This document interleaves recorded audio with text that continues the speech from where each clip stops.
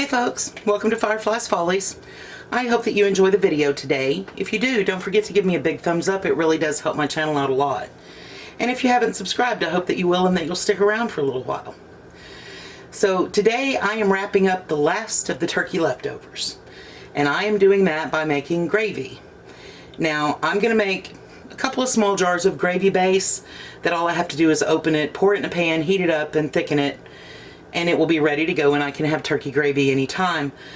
But what I'm most interested in making, to be quite honest, is some Cajun gravy. Now, I have friends who absolutely adore the Popeyes restaurant chain. I am not a fan of Popeyes chicken. I know that surprises people, but I'm really not a fan of Popeyes chicken. I am, however, a huge fan of their Cajun gravy. And while this is not exactly the Cajun gravy, it does come kind of close. So I'm going to do both of those, and I'm going to take you along and show you what I do to make my version of Popeye's Cajun gravy. So let me finish getting everything together and I will bring you back.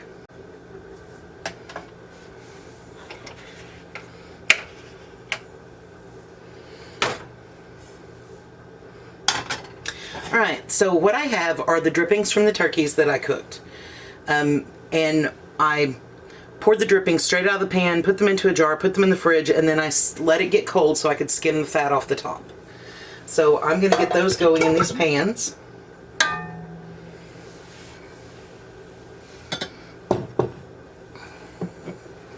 And most of it is going in the bigger pan to heat up. If you make bone broth, we refer to this as turkey jelly.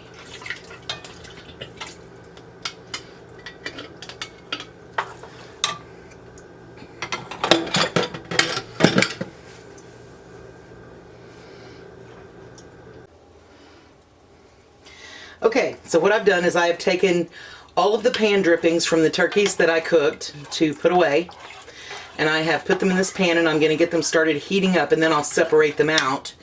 Now in this pan, I'm going to put the base for my Cajun gravy.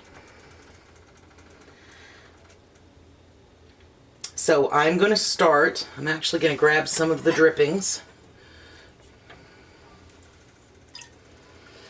and let them start heating up. And what I have is one small onion that I have diced up pretty small, some celery, some smoked sausage that I sliced and fried up and then I diced it up small. I have some minced garlic, and then I have my Cajun seasoning. And I will put this in the description box below so that you can mix this yourself. You can buy the commercial ones. Tony Chachery, I'm not sure that I'm saying that right, makes a pretty decent one. I like his pretty well. But this is one that I just keep it mixed up in a little jar. So I've got about a little over a quarter cup. So while my broth on the back burner starts heating up, I'm going to take the broth that I have here and I am going to cook down my onions and my celery and my sausage in it. And this is going to cook low.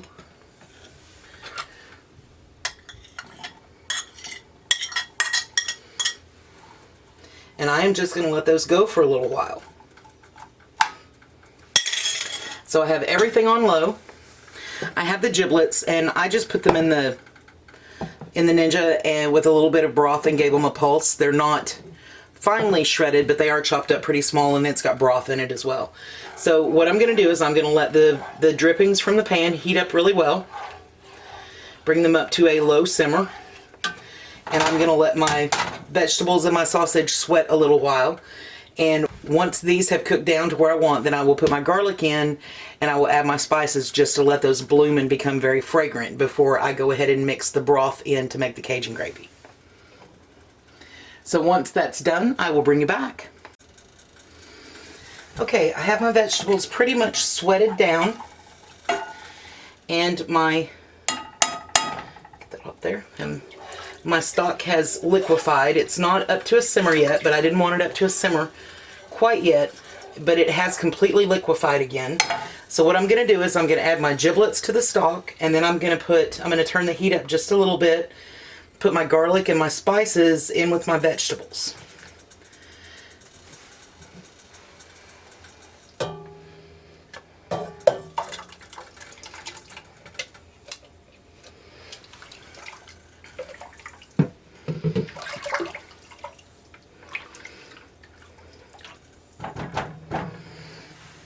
Now, this, at this point, when it comes up to a boil, this is ready to go into jars for regular gravy. So I've got a good healthy tablespoon of garlic that I'm adding in.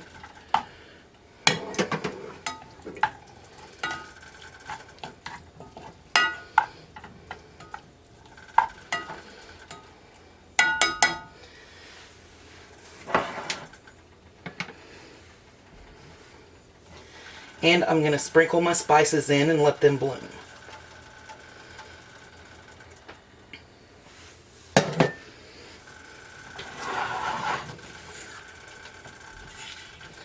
Now, my jars have all been sanitized and they're sitting in the dishwasher staying warm. And I have my canner sitting on this front burner on low just to keep it nice and hot, because we're doing hot jars, hot food, hot canner. When we get everything in the, once I get everything in the jars, I will slide my canner over. I can on this burner because it's too close to the wall over here, so I'll have to slide it over. Ooh, cayenne. I'll be having the sniffles here in a few minutes. And I don't think I'm going to need to add any salt, but I'm going to check.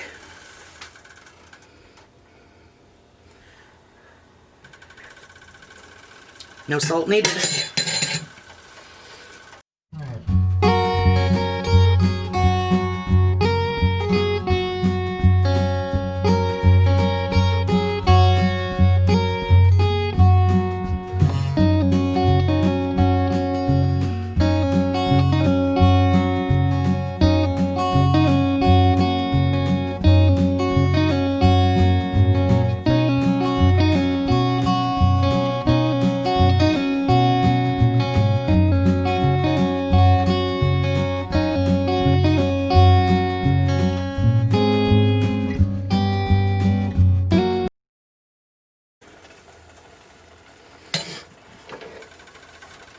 Alright, so we are starting to simmer, and my spices have bloomed nicely, so I've turned them off and I'm going to set them off the heat. This is just starting to bubble around the edges, so I'm going to go ahead and jar up my regular gravy. And again, this is just the base. It'll have to be thickened just like you normally would.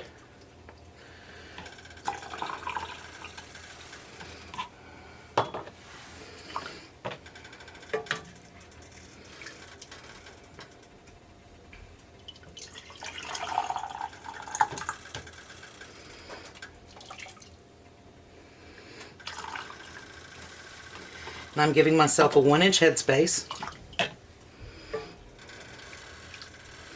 And y'all, I can this just like soup. I'm doing half pints, which is a cup, which is what I would normally use for making me some gravy. So I can it like, because it has the meat bits in it, I can it like I would soup. I think I'm going to do one more regular. It'll give me 4 regular gravies. And I'm hoping to get 4 or 5 Cajun gravies.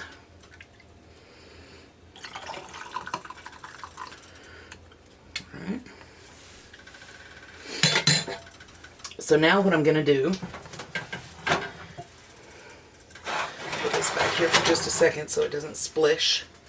I'm just going to add my vegetables and my seasoning to this. And then I'm going to put it back here and let it come up to a full boil. And I want it to come to a full boil, not just a simmer, because I want to make sure that those spices are all well incorporated. And then I'm going to give it a taste and see if I need to adjust anything. Alright, so while that's coming up to temperature, I have my little bowl with my vinegar in it. And I have my little pieces of paper towel. And because we're going to be pressure canning, I did not heat my lids. So I'm going to dip my paper towel in my vinegar, and I'm going to wipe my rims. And this serves two purposes. When I'm getting my jars ready, I always check my rims to make sure there are no nicks or cracks or anything. And this just gives you a second chance to do that while you're cleaning off anything that might have splashed onto the rim that would interfere with your seal.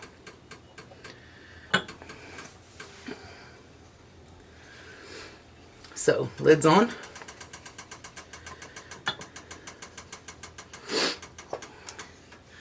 Oh, that cayenne has kicked up. I'm starting to get the sniffles. So, to be able to tell them apart when I take them out of the canner, which I should be able to visually tell them apart, this one is going to have vegetables in it, but I'm going to put gold rings on my regular, oh, that's hot, on my plain gravy base. And then I'll put silver rings on all of the other. That way when I take them out of the canner, I will know which is which so that I can wash them and label them.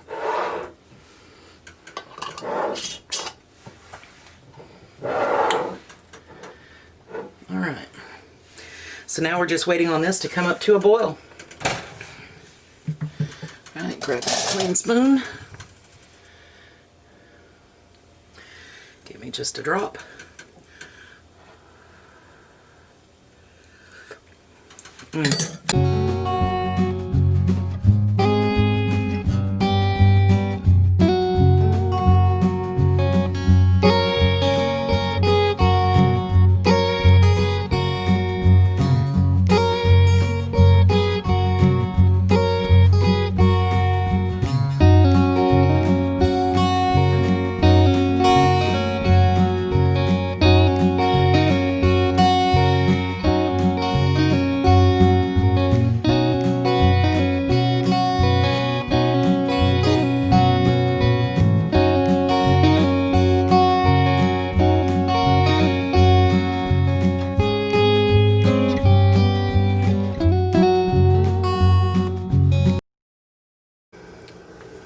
And just like before, I have my little bowl of vinegar, my pieces of paper towel. So I'm just going to clean the rims.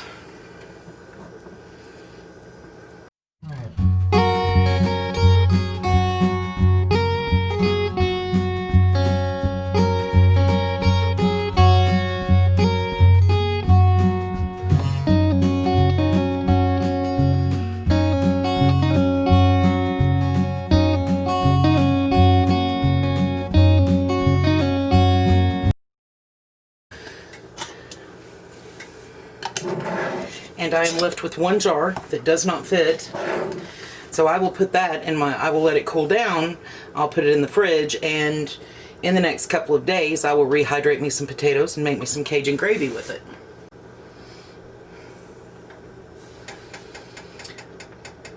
Okay, so what I'm going to do is I'm going to let it come up to steam and let it vent for 10 minutes. When it's a steady stream of steam from the vent pipe, I'll let it vent for 10 minutes, then I'll put my regulator on and I will let it come up to pressure. And because it has meat in it, I'm going to can it for soup times. So I'm going to let this go for 60 minutes, pints and half pints can at the same time, which is 60 minutes. And I'll look up the time for quarts for you and put it up here somewhere on the screen. So I'll let it come up to pressure. I'll process it for 60 minutes. When the 60 minutes is up, I'll shut it off and I will let it come down off of steam completely naturally. Then I'll take it out and I'll bring you back when I'm ready to take it out. Okay, I brought it up to steam, let it vent for 10 minutes, and then I have processed for 60 minutes. I turned the heat off and I let it come down off steam naturally. Then I took the lid, just kind of set it aside and let it sit for, it's been sitting for about 5 or 10 minutes. So now I'm going to take these out and let's see what we ended up with. So I did gold rings for just the regular plain giblet gravy.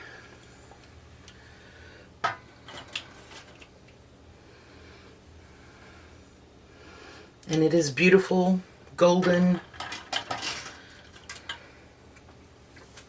See if I can get this up here where you can see it. It is just a beautiful golden. You can see the giblets in it. It's still bubbling away Very happy. One more of those.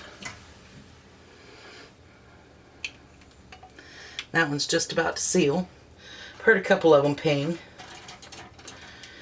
And then we have the Cajun gravy. Now, when I get ready to use these, I will just open a jar, put it in a saucepan or a small skillet. I will bring it up to a boil, and I will add cornstarch and cold water, or cornstarch and cream, depending on the type of gravy that I'm making.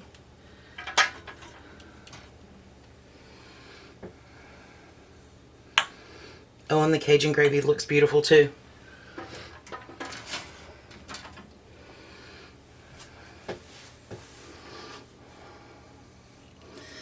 So you can see the spices, the vegetables, and the sausage up in the top, and of course it is still bubbling away too.